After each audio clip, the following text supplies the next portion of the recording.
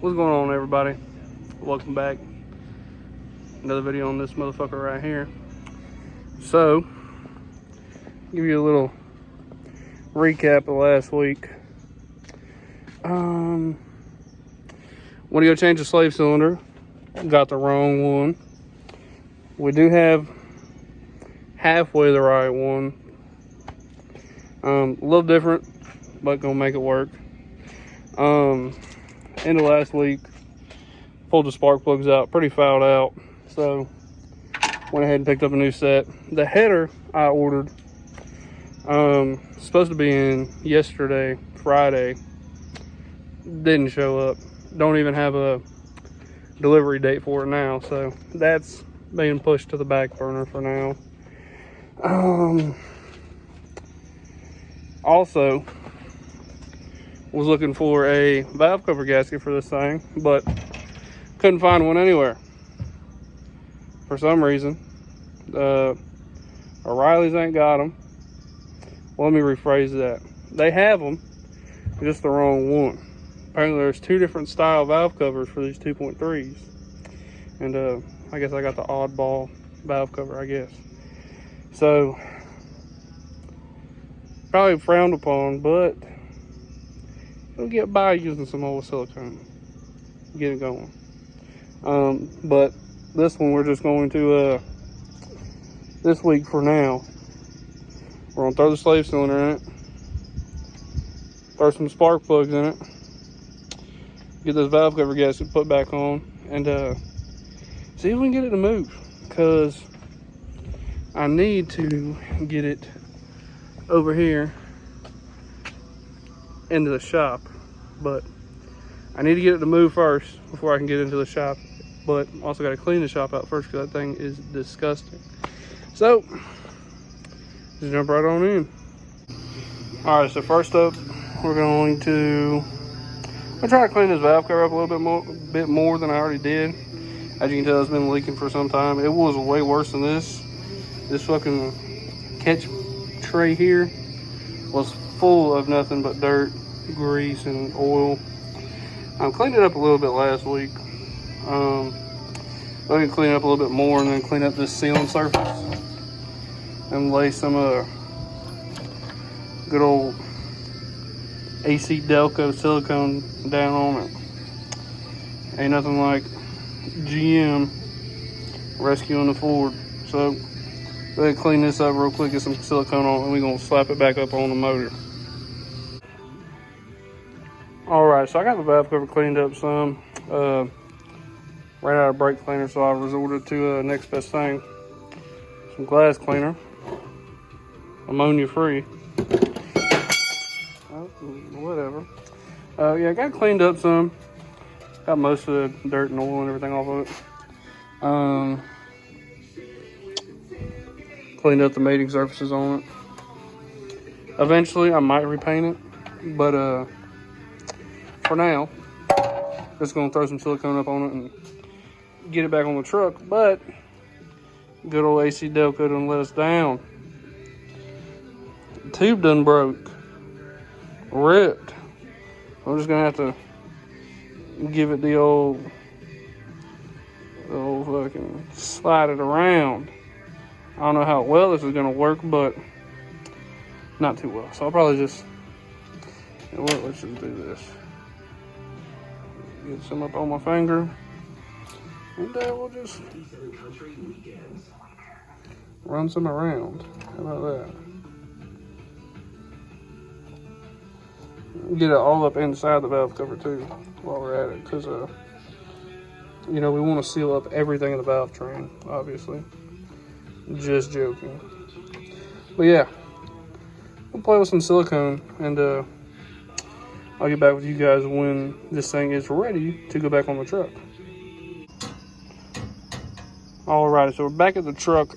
So I got all of the gasket maker on the valve cover. I'm gonna go ahead and slap it back on, and then I'm gonna go ahead and hook the battery back up to it, turn it over without the plugs in it, to see how well it spins over freely. So, what's going on, everybody? as you can see, same video, a day or two later. Finally got the header in. The other day when I left off, let's see, I believe I was putting spark plugs in. I got all but one because I was testing for spark. And as you guys can see, oh, hang on. I'll walk right here over here to it. We have the original manifold off, and this long tube header. It's for like a 74 to 80 and Pinto, and I believe like 82 to 84 Ranger. It don't fit. I'll show you guys just a second. Alrighty, so as you can see, old manifold off, nice stainless header, and with some hardware and a new gasket. But you see, we try to squeeze it on down in there, and we still got a mild gap in between the head and the header flange. And right down in here, we're running into a bit of a fitment issue. So what I think I'm gonna do is, I've already been down here with some WD-40. I'm going to try to get these cab bolts out. There's that one there, one back there. And I am going to see if I can jack the cab up a little bit, get a little bit more clearance for that header. Now, as you can see, it hits the frame, and then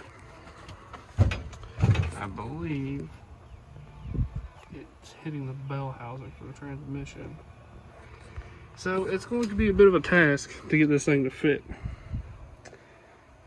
So I'm going to get some stuff, get the air hose and impact out here, and try to get this cab lifted up some. I will be right back. Alrighty, y'all, so I got the impact and the air hose out here, so let's see what this thing will do.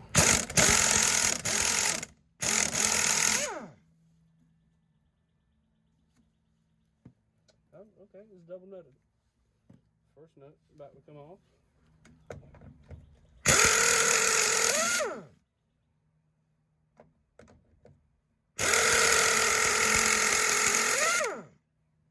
Good night, come on.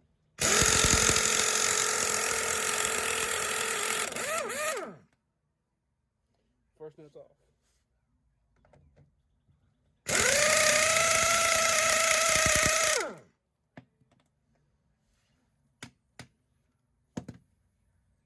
Okay, that one's done. Move on down here to the next one. See if I can turn this thing where y'all can see me some. I don't know how this is gonna work, but hopefully y'all can see me.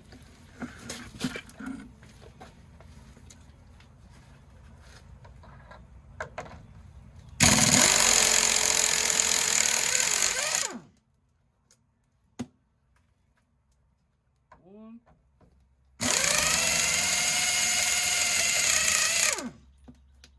And two. Alrighty, so now go ahead and bring the jack over here in a piece of wood, see if I can't lift this cab up some. Alright, so I went ahead and did this off camera because it's kind of a pain, but as y'all can tell, we got the cab up a little bit. Oh. Put a finger through there, so let's get back up there and see if we can fit that header in here now.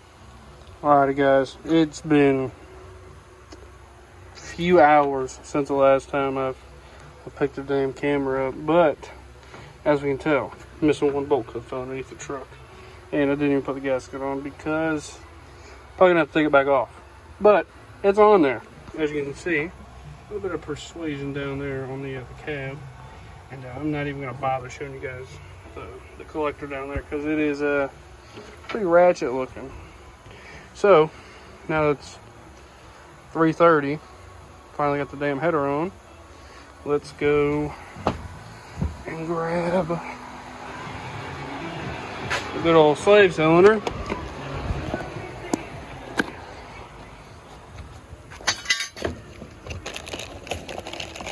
Now, we'll work on getting this thing in. As last week, last week we found out that I got the wrong one.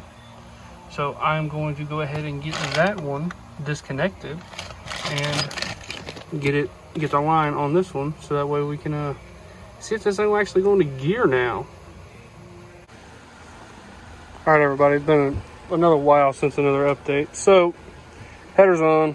I went ahead and tried to put that new slave cylinder on, but as previously the other day, I showed y'all how this one, how the new one has the line going in here, and the old one has the line going in here. It wouldn't mount. So what I went ahead and did is took this one apart and rebuilt the old one. Cleaned up the cylinder wall a little bit, put the new O-ring and everything on it, and it works perfectly fine.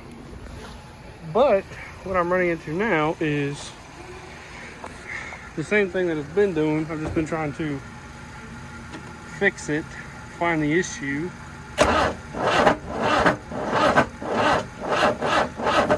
How it's kind of limping. Yeah. So I've already pulled the starter back out, redid the connection on the starter, the lug that runs to the positive. I've cleaned up both negatives, or negative grounds that run to the battery. I know the starter's good because it's almost new. I mean, I put it on there maybe 2-3 months ago, so I'm not sure. That battery's brand new. It's actually the old Never Start I bought for it. I hooked up to the old lady's car, charging, seeing if that does anything. But yeah, I mean, we get lights, we get power. Got the radio come on. Hell. Oh, we got blinkers.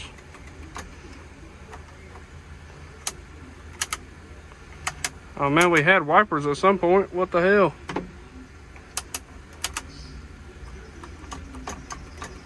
Oh, it's probably a fuse or something, but we should have. Oh no, we ain't got no lights right now. Hang on. Now we should have some type of lightage up front. Yeah, we got 3 lights. Yeah.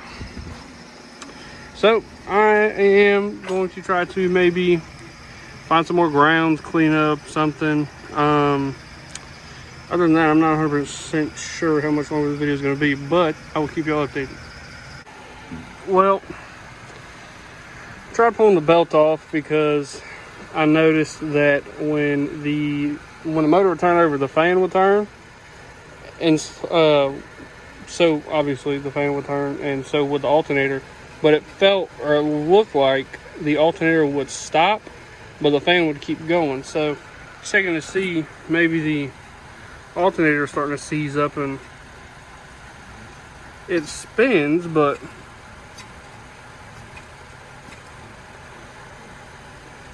it does have a little bit of a catch to it at some point. Yeah, right there. It catches a little bit. I even unplugged it, but that didn't seem to do no good. It is getting spark. It's got fuel. I cleaned up this ground right here. I'm just kind of at a loss for words for what the hell the issue could be.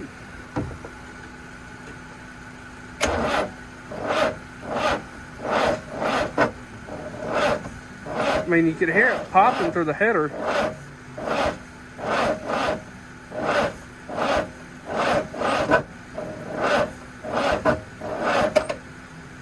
Yeah, I have no clue. But this is probably going to end it for this one.